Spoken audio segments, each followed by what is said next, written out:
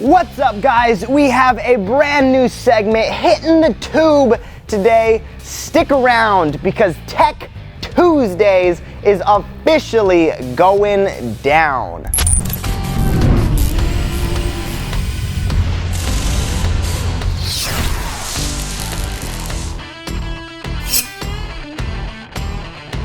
So we get questions from customers on a daily basis asking about different technical problems and situations that come up when working on your Bronco.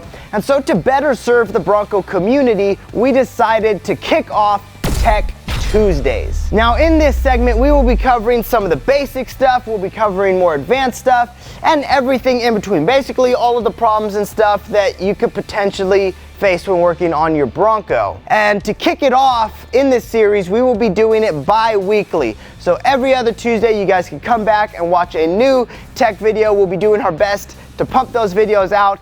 Also, if there are problems and things that you guys have come across that you don't have an answer for or you want to see a video explanation on, go ahead and leave that down in the comments below so that we can kind of see what you guys want to learn, we can get some feedback from you guys, and we can knock those videos out for you. With that said, let's jump into today's tech video.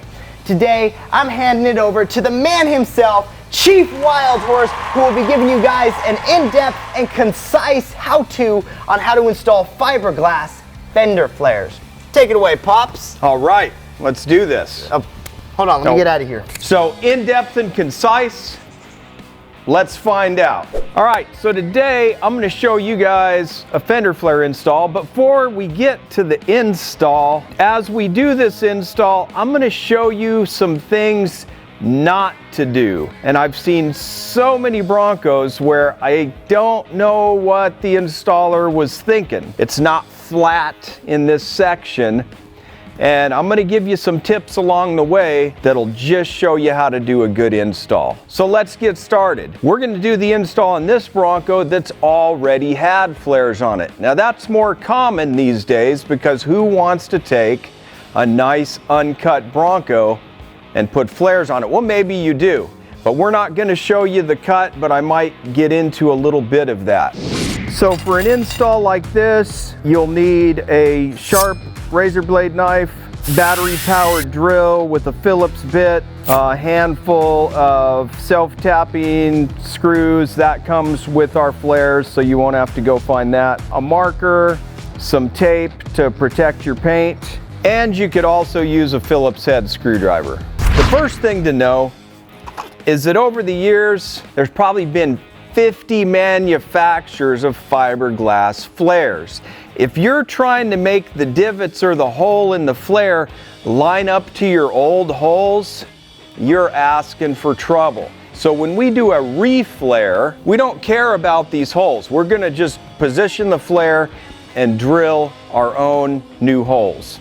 So let's start with the positioning of the flare. What we're really looking for is a good even space between the front of the flare and the tire and the rear of the flare and tire. You can use a tape measure or you can eyeball it. Now this Bronco we're working on had a pretty good cut on it previously, so it's not gonna give us much problem. Another, and one of the main things you wanna look at during your install is not letting this flare run downhill.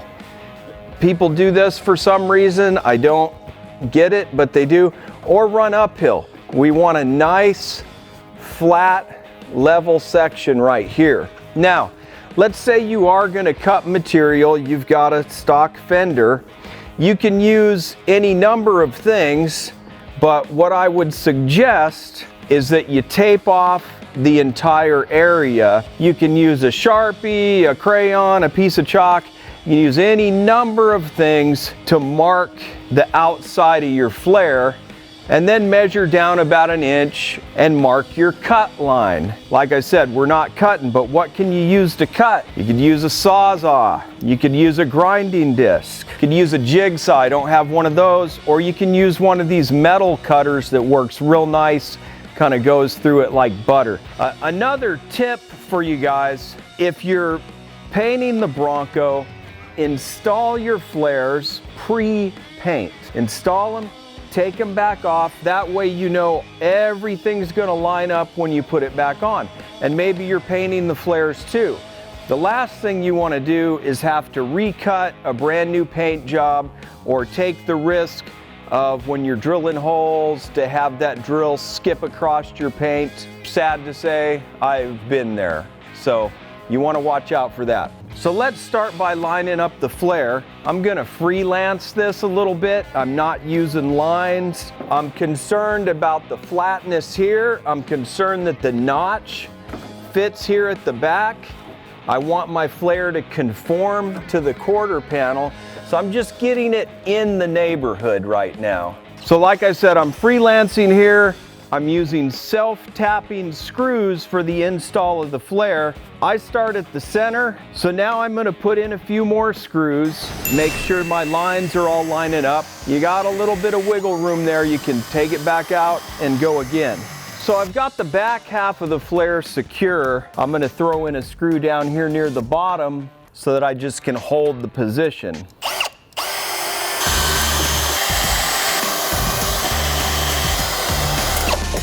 Okay, so now I've got my fiberglass flare on. I've got all my screws in. I've got a nice straight line here, but you notice I didn't install the welting. This is the point where we could fix any imperfections.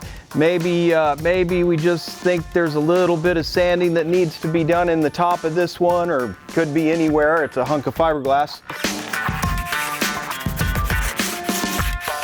So with that part being done, we can move on to our welting install. Now, if you get your flares from Wild Horses, our welting comes in a length that's long enough for both front or back, both sides. And you're just gonna cut it in the middle. Take a look at your welting because there is a proper way to install it. There's a flat side and there's the bead side. The bead side is going to be facing you to create that nice edge around the fender flare. Then I'll go right back to the center point where we started for our first screw. So once again, once we've got our center spot, we can just go center to back, center to front, and you kind of manipulate the welting as you go to make a nice little beaded edge around the flare.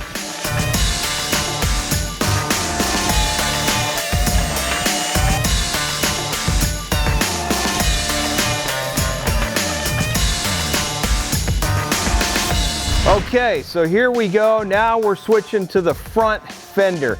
This Bronco has a very wavy, damaged front fender, so I'm gonna employ some additional tricks to manipulate this flare so I can take out as much of the damage as possible. There's a lip on the back of the fiberglass flare that's kind of gonna get in my way for positioning. So what I'm gonna do, I'm gonna take that lip off of there.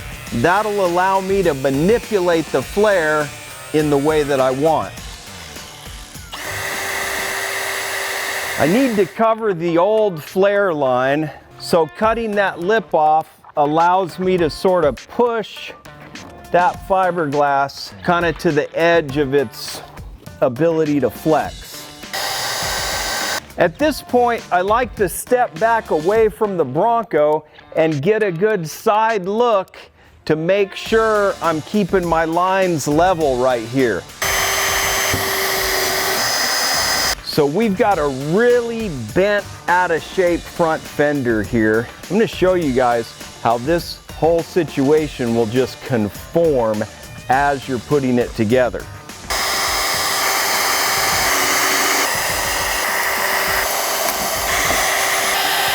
Not bad for a fender that's got that much Bondo and that's that bent out of shape.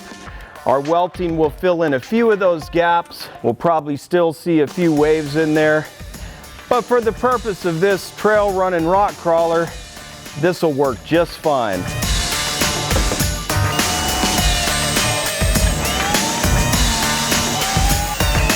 I got a little wave right there. I don't like it. I'm gonna come back up and I'm gonna get that wave out.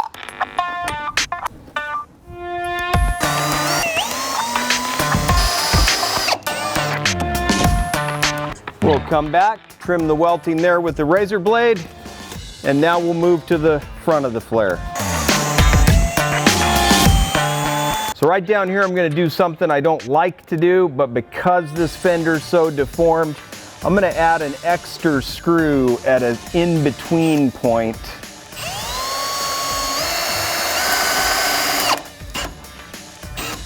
Just to get everything to conform and tuck in.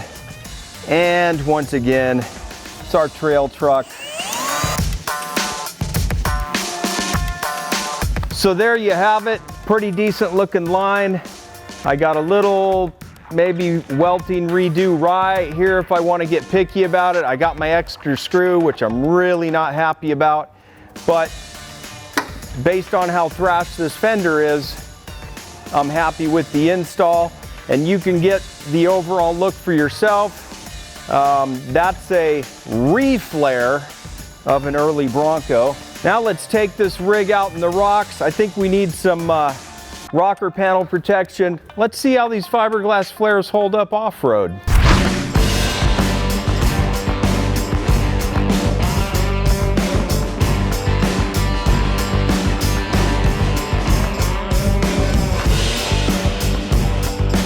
All right, so that was your Fiberglass Fender Flare install. Not the shortest video, but not the longest video either. I hope you enjoyed it. If you guys have any questions, again, go ahead and leave them in the comments below.